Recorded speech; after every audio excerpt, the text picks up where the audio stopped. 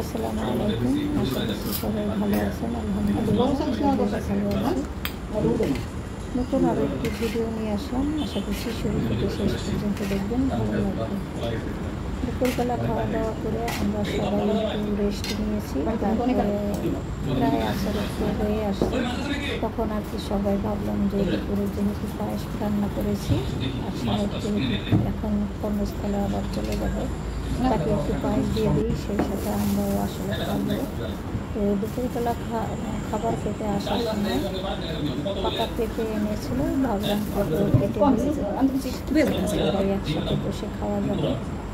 এখানে 4টা পেঁপে এনেছে, সেখান থেকে আমি কিন্তু 2টা পেঁপে কেটে নিয়েছি, আর 2টা পেঁপে কালকে খাওয়া যাবে। যাই হোক, এই তো চলে আসলাম পরের দিন সকালবেলা।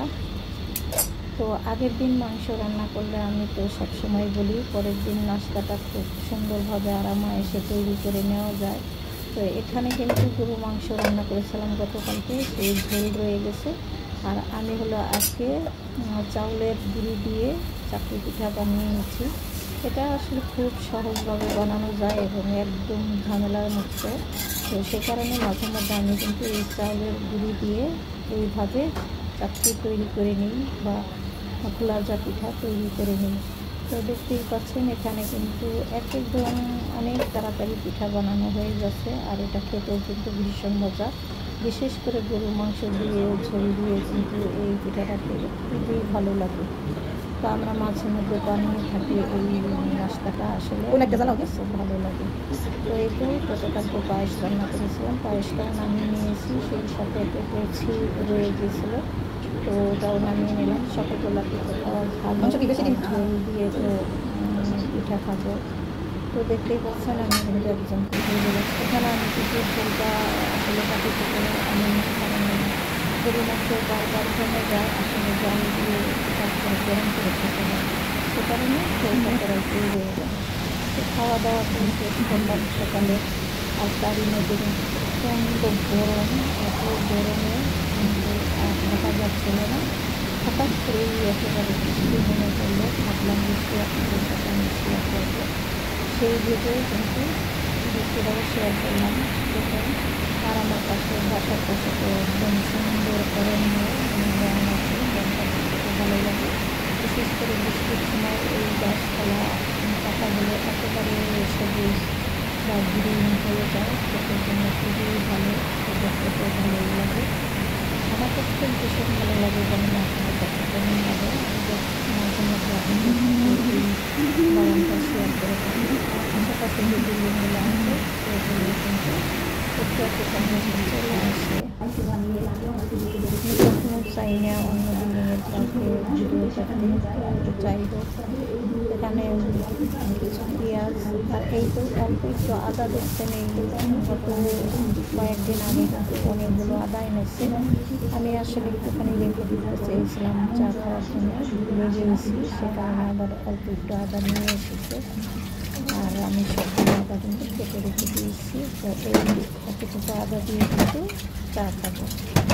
যাই হোক, বাজারগুলো গুছিয়ে আমি কিন্তু চলে আসলাম। সকালবেলা যে খাওয়া দাওয়া করেছি ফুলের বাটিগুলো ধুয়ে নিচ্ছি। ফুলের বাটিগুলো ধুয়ে তারপরে দেখা যাক কী কী কাজ করি, আপনাদের সাথে ঠিকঠাক করে সবই শেয়ার করার চেষ্টা করব। আর এইভাবে ঘরের কাজ আসলে আমাকেই করতে হয়, যতই কাজের মানুষ থাকুক না কেন, ওনাদের হাতে ছেড়ে দিলে সংসার একেবারে সকালে চলে যাবে, কারণ পরিষ্কার পরিচ্ছন্ন আশেপাশেও থাকবে না তাহলে। তা আমারই এমন হয় নাকি আমি জানি না। তো আমি অনেক আর কি চেষ্টা করি যে বুয়াকে দিয়ে কাজটা করাবো, আমি একটু হয়তো কম করব, কিন্তু না, আমি কোনো কাজে হাত না দিলে সেই কাজগুলো একেবারেই সুন্দর থাকে না। সে কারণে কিন্তু আমি নিজেই যথাসম্ভব চেষ্টা করি আমার কাজগুলো করার জন্য, আর বুয়াকে দিয়ে খালি উপরে উপরে যতটুকু করানো ততটুকু করাই, কিছু বলি না, কারণ বুয়া না থাকলে চলে না, একেবারে একা করা আবার সম্ভব না। তো এখানে সুন্দর করে পরিষ্কার পরিপাটি করে নিয়েছি চুলা এবং সিঙ্ক। তো এখন পানি ফুটানো আছে, পানি সেকে ঢেলে নিব, তারপর আরও এক পাতিল পানি আমি ফুটতে বসিয়ে দেবো। তো এইভাবে সকাল সন্ধ্যা 2 পাতিল পানি কিন্তু সবসময় ফুটাতে হয়, গরম পড়লে তো আরও বেশিই লাগে। যাই হোক, আর আমরা সবসময় ফ্রিজে ঠান্ডা পানি রাখি। ঠান্ডা পানি মিক্স না করলে আসলে পানি খেতে ভালোই লাগে না, বা আমরা খেতেও পারি না। অনেকে হয়তো ঠান্ডা পানি একেবারেই খান না, তো তাদের আসলে তারাই ভালো।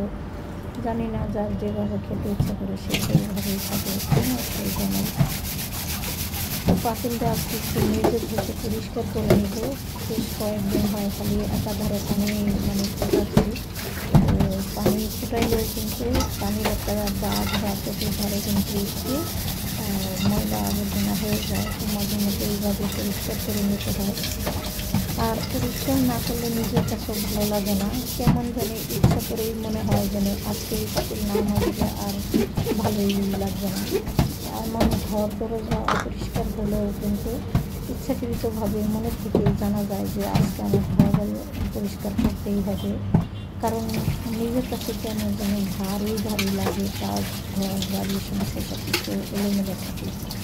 আর বিশেষ করে খাওয়া দাওয়ার জিনিসপত্রগুলিকে আরও ভালোভাবে ধুয়ে পরিষ্কার করে রাখতে হয়। এই যে দেখতে পাচ্ছেন, এই পাতিলটাতে না হলেও 10 থেকে আরও 10-12 বছরের বেশি আমি পানি ফুটিয়ে খাচ্ছি, অথচ পাতিলটা এখনও কিন্তু অনেক সুন্দর আছে। আর আজকে আর জগে পানি রাখি নাই, জগও মাঝে মধ্যে কিন্তু এইভাবে আমি মেজে পরিষ্কার করে তারপরেই পানি রাখি। কারণ পানির একটা আয়রন আছে, বা পানির একটা আঠাও আছে, তো সে কারণে সবসময় কিন্তু জগ এইভাবে মেজে নিতে হয়। তো প্রত্যেক দিন না করলেও একদিন পর একদিন তো অবশ্যই মাজা হয় আমার জগ। যদি আপনাদের সাথে মাঝে মধ্যে শেয়ার করি, আবার মাঝে মধ্যে করা হয়ও না, কারণ সবসময় আর কি ক্যামেরাটা এইভাবে ধরতে পারি না, সে কারণে হয়তো অনেক সময় শেয়ার করা হয় না। তো সবসময় পরিষ্কার পরিপাটি করেই কাজ করার চেষ্টা করি। আর যতটা পরিষ্কার রাখি ততটা কিন্তু চোখে বোঝা যায় না। কারণ হচ্ছে বাসার এই যে দেখেন, দেয়ালটা যদি টাইলস করা থাকতো তাহলে মনে হতো যেন কত পরিষ্কার। কারণ এই তো কয়েকদিন আগে আমি রান্নাঘরের